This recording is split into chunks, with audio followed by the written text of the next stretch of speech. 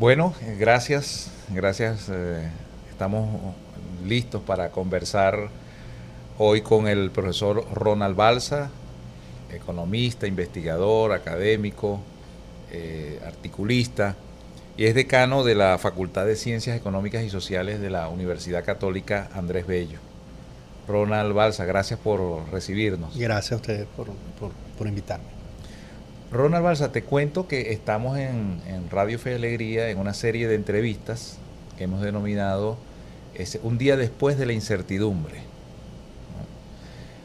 En este contexto político, económico, ético, social que vive el país, siempre es importante poder hacer durante estos minutos un ejercicio, no es fácil, de ideas, de sentimientos, de lo que puede ser el futuro, ese día después.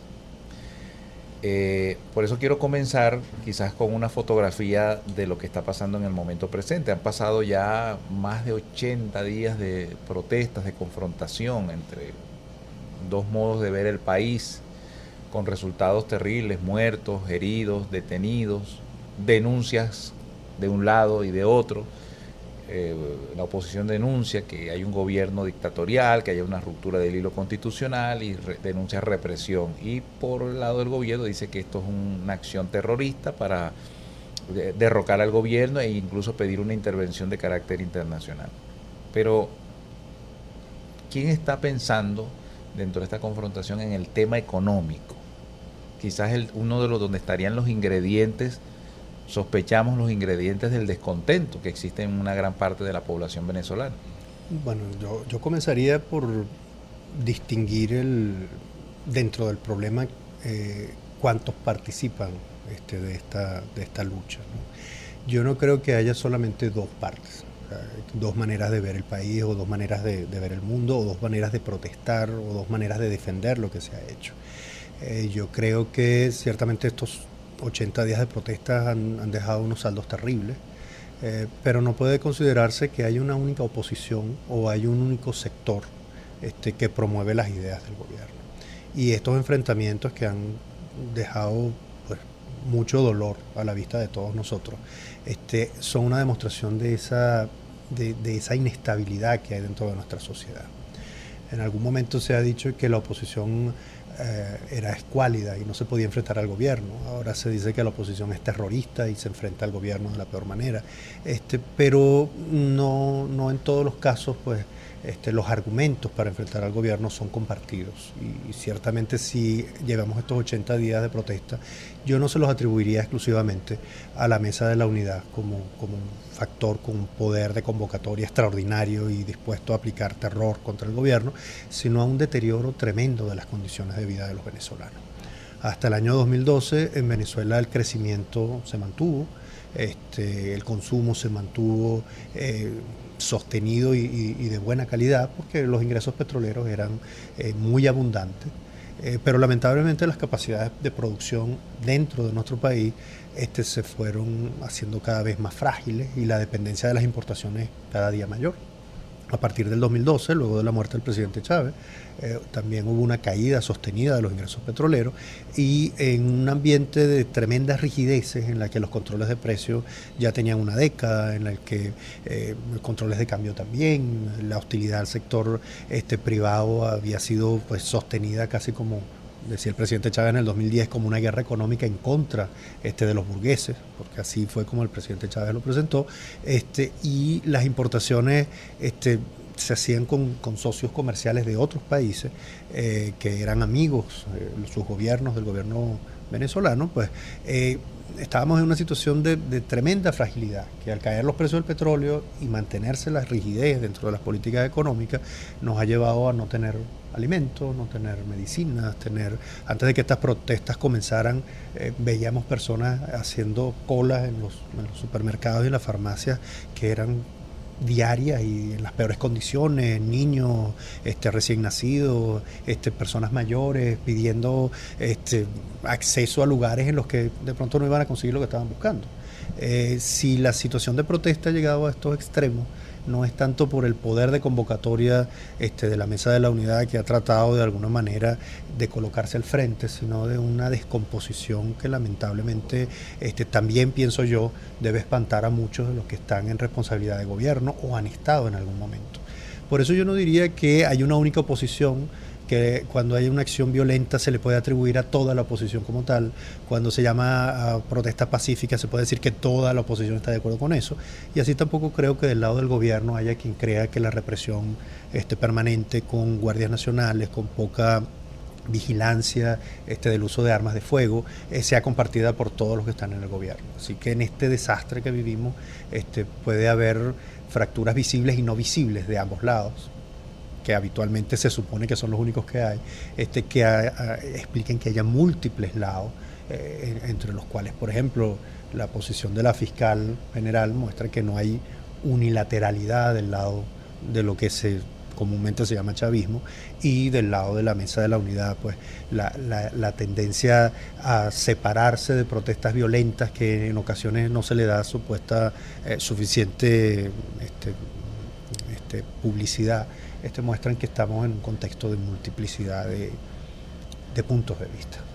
Ronald Balsa, dentro de los argumentos que expresa al menos los sectores que se oponen al gobierno e incluso pues estos otros actores que han venido manifestando su descontento, una de las demandas está asociada a lo económico. Por ejemplo, que se abra un canal humanitario, solidario para los alimentos, medicamentos, porque bueno, se detecta que el Estado y las disponibilidades económicas que tiene el país no dan como para responder a las demandas, ¿no? ¿Eso cómo lo ves dentro de este esquema de lo económico? En este momento lo primero sería eso. Yo creo que sí, pero no podría ser sino un paso a la vista de otros que se den al mismo tiempo, porque la ayuda humanitaria no se mantiene indefinidamente.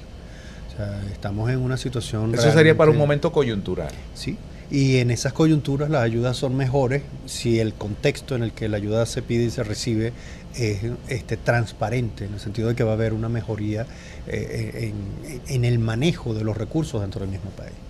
Por ejemplo, nosotros no tenemos medicinas y no tenemos alimentos para todo el mundo en las mejores condiciones. O sea, por eso hay personas que comen en la basura y personas que lamentablemente sufren sus enfermedades sin tener medicina. Pero una ayuda humanitaria, ¿por cuánto tiempo se puede mantener? ¿Y en qué condiciones puede darnos la garantía de que no vamos a volver a la crisis en un momento posterior? Para eso es necesario tener una idea de cómo esos bienes que nos hacen falta se van a producir en el país o van a poder pagarse a los que los producen afuera. Y allí hay múltiples maneras de plantear el problema. El gobierno, en los tiempos en los que los ingresos petroleros eran muy altos, asumió la importación de alimentos directamente, sobre todo después del 2003, con el argumento de que la soberanía alimentaria era muy importante. Procedió a expropiar empresas con la idea de que no solamente la producción de bienes, sino incluso insumos, como en el caso de Agropatria, iban a permitir que esa soberanía alimentaria se mantuviera. Mantuvo relaciones comerciales favorables con países con los que el ingreso petrolero permitía incluso en algunos casos hacer trueques directos a cambio de alimentos, y tuvo una concepción de cómo resolver los problemas alimentarios del país, entre las que hay casos anecdóticos que ya a la fecha son casi increíbles, como los cultivos organopónicos y algunas otras ideas de gallineros verticales o el Ministerio de la Agricultura Urbana, que indicaban una manera de producir para el país. Hay un convencimiento que ya deberíamos tener, que por ese camino es que hemos llegado a la crisis alimentaria. Por el camino de los controles de cambio de precios que supuestamente iban a abaratar la vida de los venezolanos, hemos llegado a un camino de inflación que para algunos, para mí todavía no, es temible como hiperinflación. ¿Se tiene algún dato estimado de cómo estamos en este momento de inflación? Hay quienes calculan que para el final del año podríamos haber llegado a 1000%, pero son cálculos que son lamentablemente muy, muy aproximados, porque hay algunas empresas que se dedican a recoger información, pero los costos de hacerlo son muy elevados y el Banco Central es el que debería publicar esa información y no lo hace. Pero lo angustioso de nuestra situación es que justamente la incertidumbre en la que todavía estamos nos hace pensar que de pronto la inflación no es mayor de 1000%, pero la escasez puede ser mucho mayor de la que estamos sufriendo. Y eso nos coloca en situaciones de tremenda vulnerabilidad. Ahora, ¿qué alternativas hay a este mecanismo de planificación centralizada en el que una ayuda humanitaria no resolvería el problema de modo permanente? Tratar de generar estímulos para la producción interna. Pero eso nos coloca ante la multiplicidad de visiones de la que hablamos en un principio. O sea, si se trata de resolver el problema alimentario por vía de importaciones, los productores pueden sentir que van a tener una competencia desleal y no van a poder producir. Si se trata de estimular primero a los productores, de pronto el problema alimentario inmediato no se puede resolver porque no hay importación. Si se trata de hacer con ambos a la vez, hay que distribuir los recursos y hay intereses entre todas las partes para tratar de promover algún resultado específico.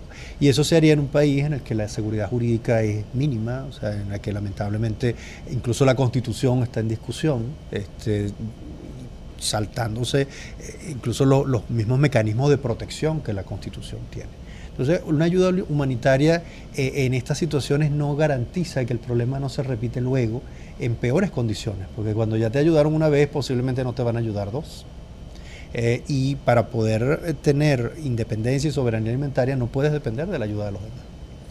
Profesor Ronald Balsa, hay la posibilidad en la mesa, lo ha dicho el ciudadano presidente de la República, un llamado al diálogo, el Vaticano, se habla de ir ahora a una negociación seria y sincera.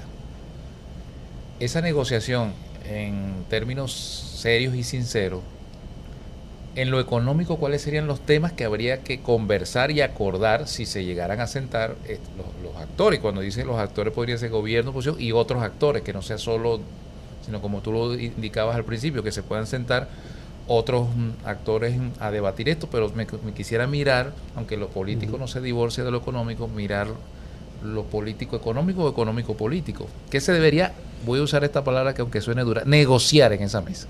Yo creo que lo primero sería reconocer dónde están los problemas que hay que resolver, porque ese es el primer elemento de cualquier negociación. O sea, luego viene el cómo, o sea, cómo lo resolvemos. Pero lo primero sería indicar dónde están los problemas que tenemos, o sea, cuál es la causa de los problemas que tenemos. Mientras el gobierno insista en que no hay alimentos y medicinas porque hay una guerra económica, y los grupos que vayan a discutir con él estén solicitando libertad de precio y libertad de cambio, mientras el gobierno diga que la propiedad privada es la responsable de los problemas porque hay una cantidad de oligarcas y especuladores detrás, y por tanto hay que continuar las expropiaciones. Y por otro lado, los que vayan a discutir con el gobierno digan que haber expropiado empresas es lo que ha destruido capacidades de producción y lo que ha limitado nuevas inversiones que no han llegado. La discusión es imposible, o sea, porque los puntos de partida de cuál es el problema a resolver no son claros. Yo sí creo que un punto como esencial es distinguir los controles que son rígidos y arbitrarios de las regulaciones que son necesarias e indispensables para que pueda haber coexistencia dentro de una sociedad. Y eso sería quizás el primer punto, o sea, ver la diferencia que hay entre colocar un control y establecer una regulación. El control de decirte tú no puedes vender sino lo que yo te diga, el precio que yo te diga, que es lo que ha hecho el gobierno con las panaderías. Y las regulaciones que permitan decir tú no puedes vender un pan que esté descompuesto, tú no puedes vender, obligar a los compradores a comprarte el pan junto con otra cosa que sea más cara. Es decir, hay unas reglas de protección al consumidor que son muy importantes, pero hay otras que impiden la producción, que no pueden coexistir. Entonces, sería muy importante que en la discusión se dijera, bueno, ¿cómo vamos a ordenar el sistema? De modo que no haya abusos entre las partes. Eso sería una primera aproximación a esto.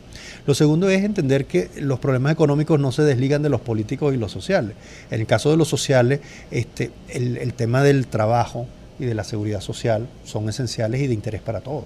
O sea, uno podría decir, la ley del trabajo pretende proteger al trabajador, pero si no hay trabajo, si no hay empresas que lo generen, entonces no hay protección al trabajador.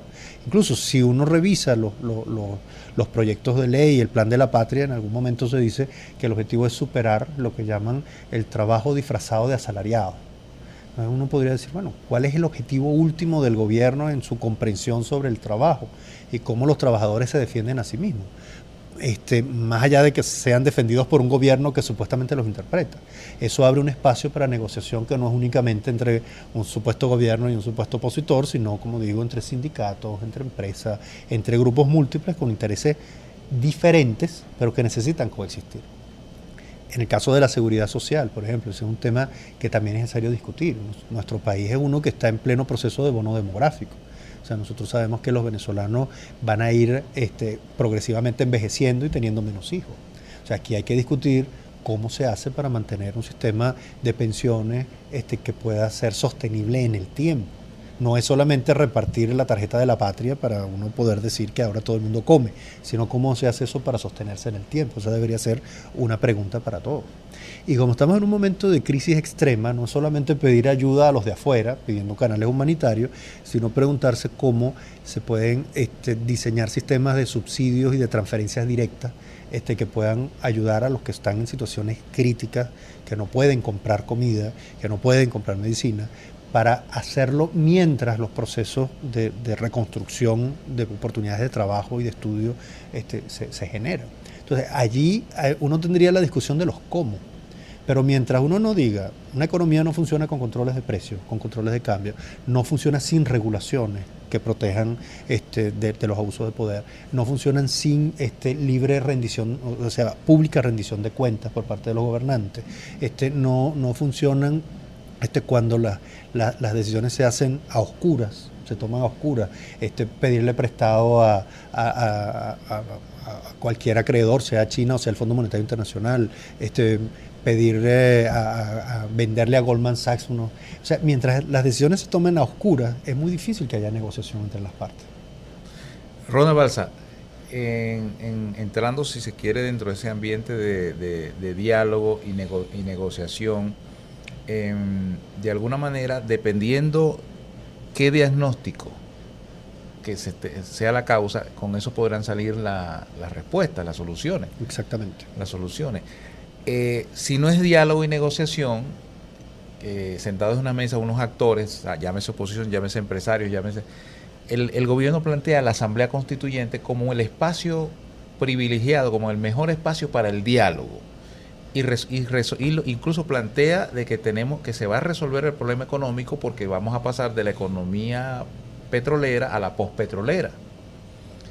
¿Es la Asamblea Constituyente ese espacio que lo promete el gobierno como un espacio donde saldrían las grandes soluciones para estos problemas? No, la Constituyente sería el final del diálogo, o sea, sería el monólogo entre los que se reconocen como iguales, ¿no? O sea, al principio la Constituyente se está proponiendo con una cantidad de bases, con unas bases para la convocatoria que no son las que están dentro de la Constitución actual. Y eso implica ya una ruptura constitucional, una separación.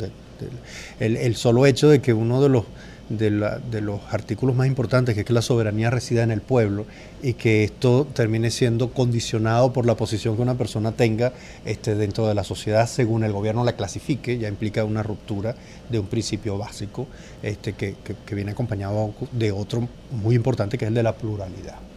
Entonces, por ejemplo, cada vez que yo recuerdo cuando se discutía sobre los consejos de trabajadores, consejos de estudiantes, consejos de mujeres, en el año 2007, cuando se hablaba de la constituyente, de la propuesta de reforma constitucional anterior, yo me preguntaba, bueno, ¿y dónde colocamos a una mujer que sea trabajadora y que sea estudiante a la vez? Que las hay muchas. O sea, tú no puedes simplemente decir que una persona está en un sector cuando esas personas tienen múltiples características que las identifican. Entonces, convocar una asamblea constituyente, reunir solamente a aquellos que están de acuerdo con la forma como el gobierno plantea los problemas y que pueden llevar esa imposición de nuevas reglas en grados que son tremendamente peligrosos para la convivencia, no implica un diálogo, sino la imposición, en caso de que eso se logre hacer, del más fuerte sobre los demás. Ronald Balsa, pero al menos hemos escuchado que en la Asamblea Nacional Constituyente se llevarían temas como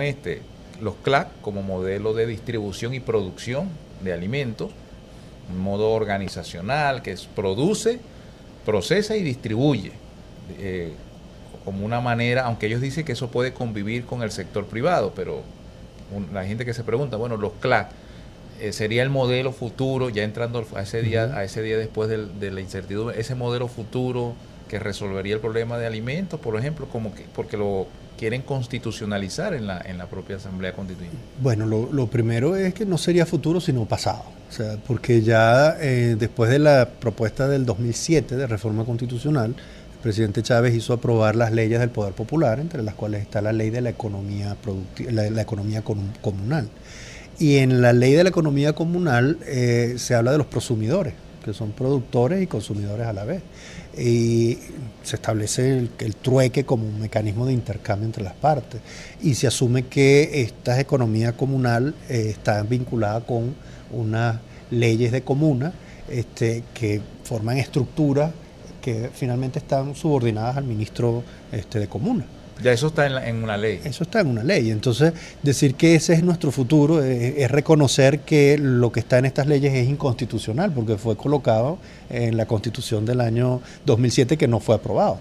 Entonces, decir que los CLAP son nuestro futuro es constitucionalizar el pasado que el gobierno ha propuesto. Profesor Ronald Balsa, imaginemos que acá se da un desenlace, que queda, el gobierno avanza, logra su Asamblea Nacional Constituyente, y termina este año, o se activa lo que algunos han pronosticado como una fase de transición.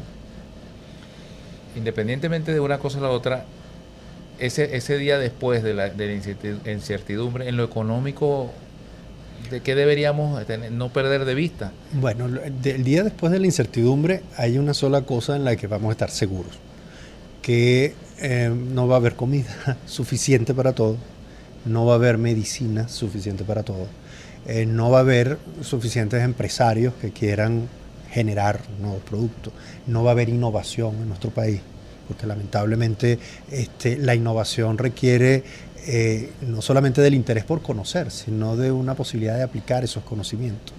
Es decir, vamos a estar en una situación peor que la que tenemos en este momento. El día siguiente de la incertidumbre yo esperaría que quien estuviera en condiciones de tomar decisiones reconociera que ese problema económico existe y reconociera cuáles son las causas que nos han llevado para allá. O sea, en este momento, después de haber pasado 15 años, 14 años de control de cambio y de precio, desde el 2007 para acá han pasado 7 años, más de 7 años, ya van 8, 9 años, de procesos de expropiación.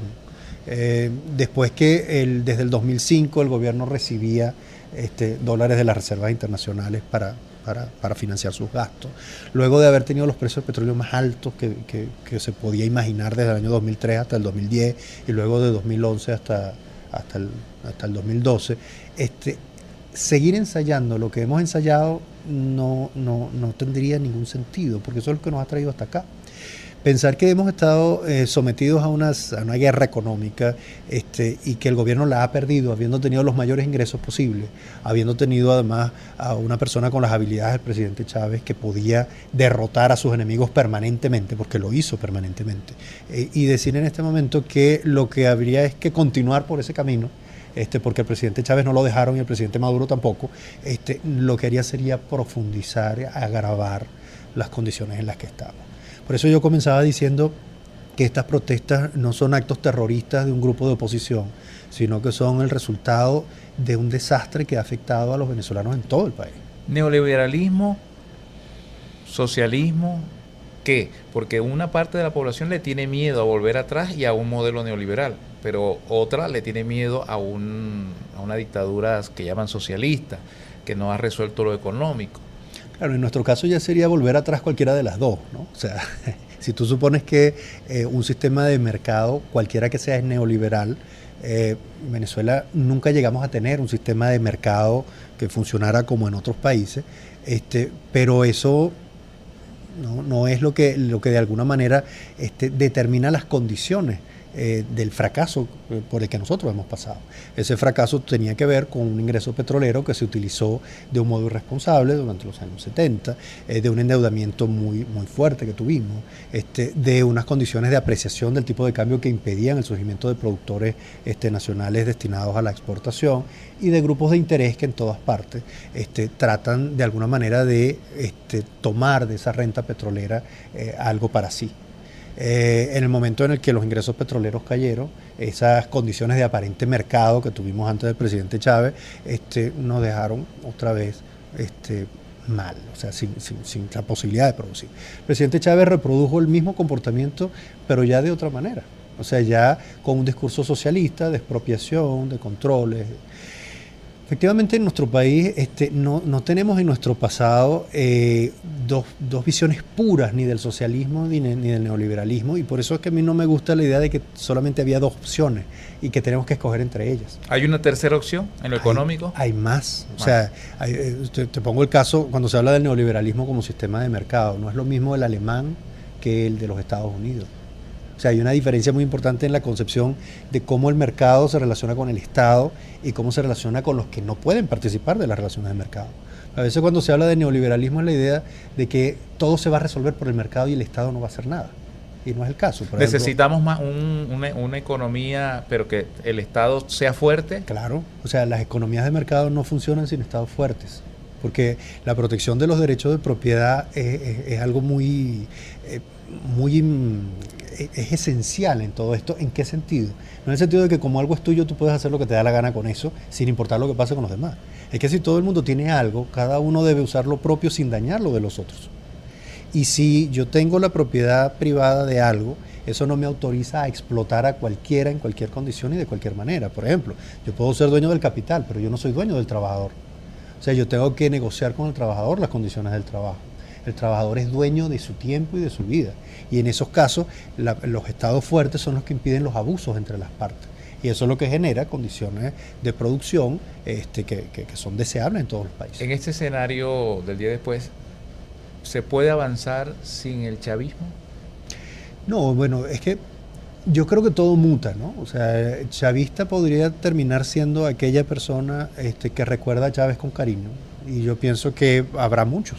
O sea, que lo recordarán con cariño. Pero llamamos chavismo por decir una propuesta, un grupo de venezolanos y venezolanas que seguirán creyendo y siguen creyendo en que no puede ser el capitalismo, sino hablarán de una alternativa al capitalismo y tendrán esa idea para seguirla proponiendo. Bueno, yo podría ponerte el caso chino. O sea, después de Mao, muchos podrían decir que son maoístas, pero no hicieron lo que Mao decía. O sea, recuerdan a Mao con cariño, tienen la foto en las plazas.